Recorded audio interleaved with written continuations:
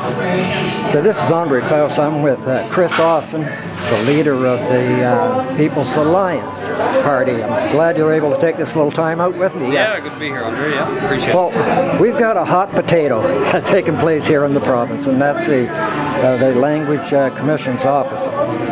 Now, we know that there's people calling for her resignation, calling to dismiss her. Are there any grounds to be able to even go that direction? Well, we believe there is, but it's not. There is more to it, I think, than what people realize. Back in 2013, the government under David Alward, the Conservatives, put an amendment into the Official Languages Act, which in essence made those subcontracted through government now to fall under the OLA, which means commissionaires who are subcontracted from the government now fall under the Act. So that's one aspect of it. Now the other aspect of it, to me, is the spirit of what the Language Commissioner's Office is supposed to be.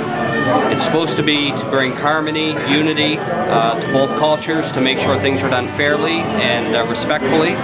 But what that office has become, quite frankly, is nothing more than a witch hunt to try to find people that are unilingual Anglophones throughout the province. So I think the spirit of the office has lost its way, and I think for that reason, and I think for the reason of Wayne Grant's case, where documents were leaked to us showing that Catherine d'Entremont did not disclose herself as the complainant, I think that in of itself was misleading, and we believe that's grounds that she acted without good faith.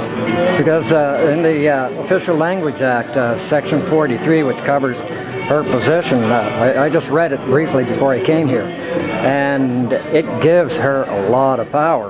It does. An incredible amount of powers. Too much power. And for removal, she has to not follow, and that brings back to the charter.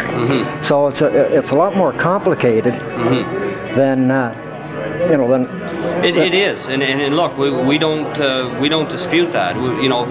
But the question that people have to ask is, how did we get to this place? How did we get to the place where the Language Commissioner has that much free reign? And now she will say that she has no authority to be able to remove anybody from a job or fire anybody, and that's true. She simply makes recommendations. But let's be honest. The Language Commissioner has a reputation in New Brunswick that when she speaks, the civil service scrambles, and we've seen that with Wayne Grant. We've seen that with both Doug and Ward, the commissioners in Moncton, and we see it over and over and over again. What we need in New Brunswick is a balanced approach to language. Now, as a party, I've said this before and will continue to say this, we support bilingualism in its original intent. Should be based on where numbers warrant and some common sense applied, but where we are today is so far from that center, and it's causing a lot of division and strife among our people. How do you think this will all end? Well, I think there's only one way it needs to end. I think you've got to abolish the office of the Official Language Commissioner. Just get rid of the office altogether. Take some time, and what I would like to see is a cultural review committee. Include Anglophones, Francophones, First Nations, and have a mandate that their job is to find unity in New Brunswick. Their job is to find how can we come together and respect one another and have equality in the province. Well, thank you very much there, Kris. And yes. Just one